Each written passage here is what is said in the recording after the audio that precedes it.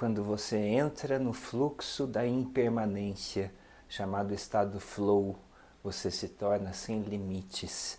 Mas quando você se preocupa em ser você, você se prende. Então esse é o paradoxo da nossa mente e da nossa vida, como andar nesse fio da navalha do Zen, entre ser uma pessoa única e exclusiva, que somos indivíduos, mas ao mesmo tempo manifestar uma coisa universal, essencial, que é em nós também. Então eu sou o Monge Darko, estou aqui com vocês todas as semanas comentando esse livro da nossa mestra, A Sabedoria da Transformação, e hoje vamos falar sobre transitoriedade. Transitoriedade, a impermanência, é um dos pilares do ensinamento e da mensagem de Buda.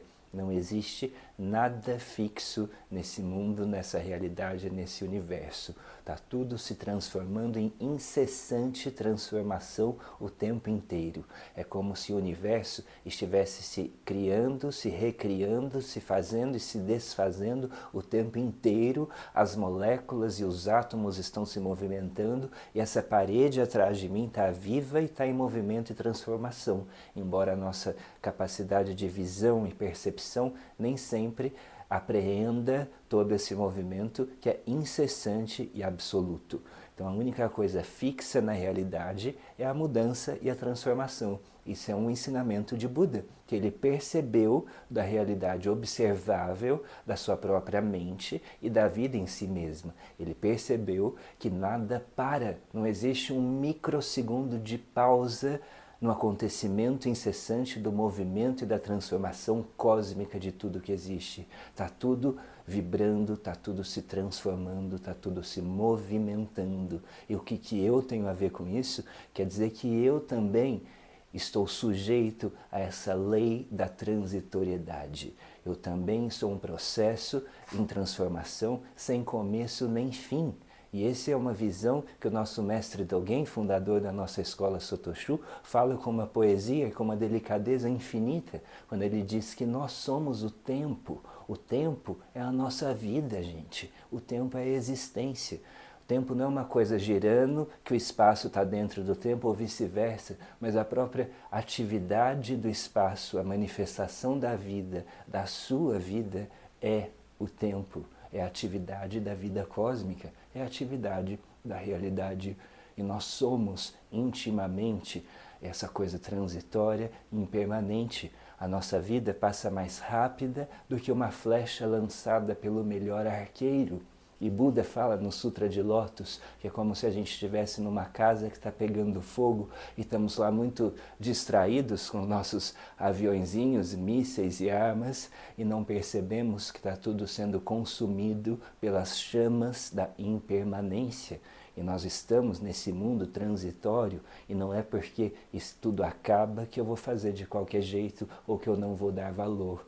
É ao contrário disso, quando eu percebo que tudo é transitório e nós seres humanos, homo sapiens, nós temos essa capacidade de perceber a nossa finitude.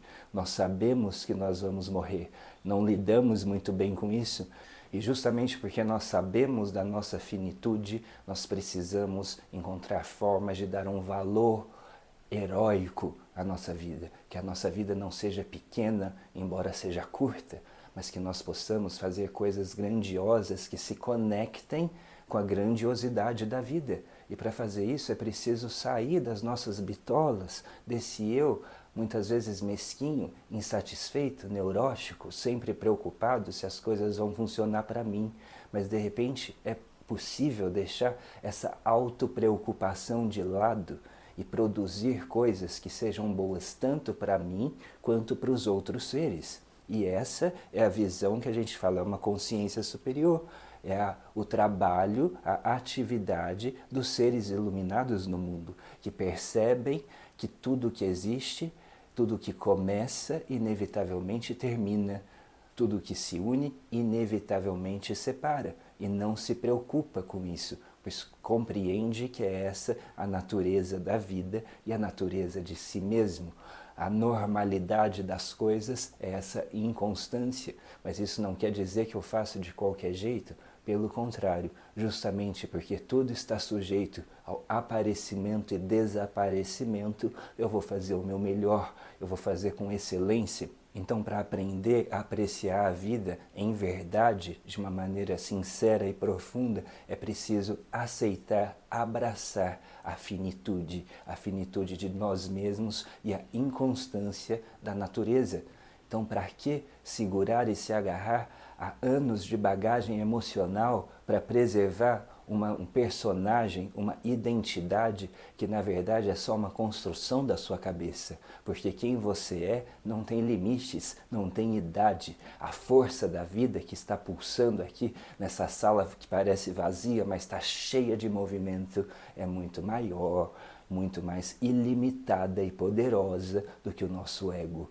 E quando nós percebemos que podemos ser isto também, isso nos amplia, isso nos aumenta, isso nos liberta. Porque eu não fico apenas preso nos emaranhados relativos de mim mesmo, mas eu percebo e experimento um lado absoluto do meu ser e da vida. Esse lado que é a própria realidade, absoluta e relativo, como duas flechas que se encontram em pleno ar, a perfeita combinação como uma caixa sua tampa, e a realidade em si mesma é algo além de absoluto e além de relativo, e eu sou esse ser além de tudo isso, e você também. Então cuidado com o que você se identifica, não se identifique com modismos, com ideologias passageiras e limitadas, mas entre em contato com seu eu verdadeiro, com aquilo que é essencial e que guia a sua consciência. Que se você deixar de ouvir essa voz maravilhosa, inteligente dentro de si mesmo, você vai se corromper. Então aprenda a respeitar essa verdade em si mesmo. E cuidado com as suas ações, palavras e pensamentos, porque numa ação onde só o bem se manifesta, sem eu, sem ego nem outro, sem essa necessidade envaidecida de reconhecimento, você está dando vazão a uma coisa muito maior, a um bem universal, a uma força da natureza de coesão, de inclusão, de ternura e amorosidade, que é uma força da mente humana, mas é uma força da mente cósmica, é uma força da vida. E quando nós agimos em comunhão, em conexão com essa força, as coisas fluem de uma forma meio mágica, que dá até medo. No começo a gente não acredita muito, a gente finge, fala umas palavras que acha que tem a ver com isso, mas coloca o pezinho e tira e fica olhando, será que é isso mesmo? Mas de repente nós vamos tendo experiências e confirmações na nossa vida de que essa lógica cósmica, kármica, essa matemática divina, essa inteligência universal está sempre olhando e cuidando de nós. E é possível se entregar e viver essa grande vida com essa grande mente. Ou, se você quiser, pode viver o quadradinho do nosso ego individual. Você é livre para escolher ser um grande ser ou ser uma pessoa comum. Mas para ser um grande ser, você precisa se identificar com a grandeza da vida, com a nobreza e a importância da existência. Como é nobre e importante estar vivo em um corpo humano neste planeta. E como é breve, como é temporário, como é urgente acordar para a vida, para fazer o seu melhor, para fazer o bem. O bem não interessa a quem, em todos os momentos, porque, como eu disse, uma pequena ação, uma planta, um animal, um objeto, uma pessoa está dando vazão para que uma grande boa ação, um grande bem esteja vivo neste mundo. Da mesma forma, se você mente, se você está carregado de ódio, de rancor, de ciúme, de raiva, de preconceito, você está permitindo que esses fantasmas vivam na sua vida, estejam cada vez mais atuantes e presentes na sua mente. Então, cuidado com os canais de realidade que você se conecta.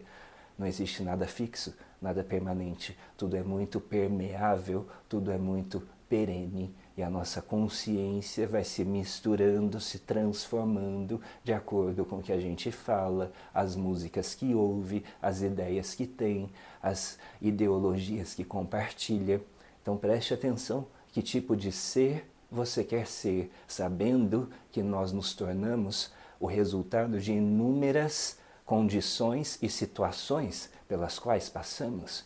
Então, qual realidade você quer se colocar? Porque isso vai determinar os níveis de consciência que você vai ter acesso. Então, escolha com sabedoria, com clareza de discernimento. Conecte-se com coisas nobres, elevadas e superiores. Não viva um eu mesquinho, insatisfeito, neurótico, mas aprenda a se libertar de si mesmo. Aprenda que a sua mente não é obrigada a ficar centrada em si própria o tempo inteiro e como é agradável você aprender a cuidar das coisas, limpar, deixar bonito, fazer faxina nos espaços que a gente circula e convive, as pessoas que cruzam o nosso caminho, como é gostoso deixá-las felizes, fazer elogios sobre suas maneiras de ser, suas qualidades e não ficar só olhando os defeitos, cuidar de um bichinho, cuidar de uma planta, sair do seu isolamento, da frieza, do ego fechado em si mesmo, egoísta, egocêntrico, preocupado com eu, deixa isso de lado. Você se liberta de anos de bagagem emocional quando aprende a cuidar do que está à sua frente. Às vezes, cuidar é ficar em silêncio. Às vezes, é ficar bravo. E às vezes, é ter ternura. Mas quando você não está preocupado o tempo inteiro com o seu próprio bem-estar e sucesso e desenvolvimento, você se abre para a força da vida. Você se abre para todo o resto que não é você. E esse eu que ocupava o tamanho de um oceano na sua cabeça, passa a ficar pequeno e distante como um grão de areia. Porque o que ocupa o tamanho de um oceano na nossa vida é a própria vida. Mas se o seu eu é muito pesado, ele ocupa todo o espaço da sua consciência, da sua atenção, da sua preocupação. E a vida fica pequena como um grão de areia, distante, porque o seu ego, a sua vontade, o seu drama, o seu capricho está na frente de tudo. Então a nossa prática é ir além de nós mesmos. É uma prática difícil, é uma prática incessante. E é uma prática que vai contra as tendências do ego. Até tem aquela analogia que se faz do dragão. O dragão seria o peixe, a carpa, que vai contra a correnteza. Ela vai contra a cascata e chega aonde? Na fonte puríssima, que está jorrando vida. Mas para isso é preciso ter um esforço incrível, que a maioria das outras carpas não está disposta a fazer. Um esforço de ir contra as tendências autocentradas, os desejos, as pequenezas, para entrar em contato, para encontrar uma coisa muito maior, que vale muito a pena, mas tem um preço. É difícil. É difícil nós pensarmos que nós vamos morrer. Tinha um monge no Japão que ia fazer casamentos, que é um momento festivo, uma celebração alegre, uma festa, né? E ele sempre falava, quando ia fazer seu sermão, ele falava: morrem os avós, morrem os filhos, morrem os netos. Era esse o seu sermão. E as pessoas ficavam chocadas, né? Num casamento vem o monge falar de morte, ele falava: essa é a maior bênção que tem, é a ordem natural das coisas. E a ordem natural das coisas é que todos vamos morrer. E perceber isso é libertador.